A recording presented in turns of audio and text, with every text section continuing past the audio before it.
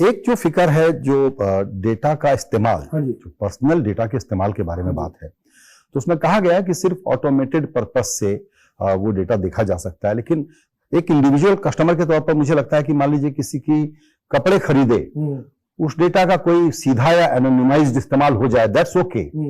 लेकिन अगर मेरा कोई हेल्थ का रिकॉर्ड है और उसका इस्तेमाल हो जाए तो वो गलत है। और सारे डेटा सॉफ्टवेयर में नहीं है, हार्ड कॉपीज में भी है।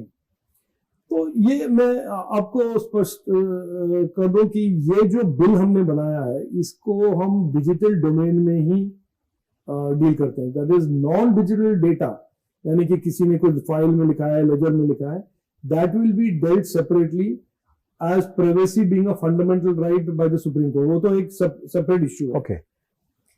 लेकिन डिजिटल डोमेन में इस बिल का जो, जैसे मैंने कहा, मेन ऑब्जेक्टिव है कि ये जो मिसयूज का एक सॉर्ट ऑफ बिहेवियर चल रहा था और चल रहा है उसको एक ब्रेक लगा दे। एक वो।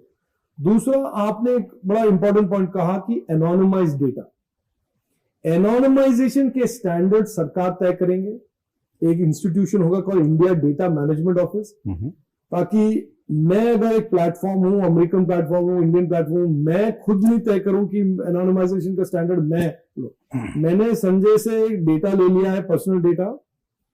अंडर द डीपीडीपी बिल मुझे उस डेटा को डिलीट करना है after the service is delivered, लेकिन मैं डिलीट नहीं करता हूं, डिलीट करता हूं लेकिन उसको एनोनिमाइज करके मैं कहता हूं कि ये एनोनिमाइज डेटा है, नॉन पर्सनल हो गया है। उसके लिए भी हम एक प्रावधान लेकर आएंगे डिजिटल इंडिया एक्ट में, और इसका ये एक डिस्कशन पॉइंट है और कंसल्टेशन करेंगे जरूर कि उसका ओनरशिप और उसका मोनेटाइजेशन का जो वैल्यू है नॉन पर्सनल डेटा का, ये आपका डेटा है लेकिन कोई प्लेटफॉर्म उसको एनोनिमाइज करके उसको मोनेटाइज कर रहा है एआई में या कुछ एल्गोरिथम में। हाँ। उसका वैल्यू किसको जाना चाहिए? उसका जो मॉनेटरी वैल्यू है जो वो एक्सट्रैक्ट करते हैं, वो क्या संजय को थोड़ा उसका बेनिफिट नहीं मिलना चाहिए या सरकार को उसका बेनिफिट नहीं मिलना चाहिए?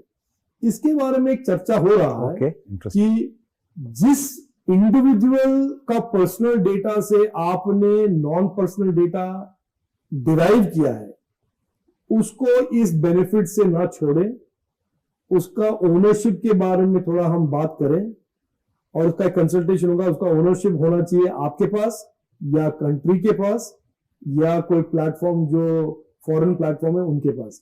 ये बड़ा एक एम्बिगुअस एरिया है दुनिया भर, राइट, और हम उस लूप होल को प्लग करना चाहते हैं। बहुत इंपॉर्टेंट बात है ये।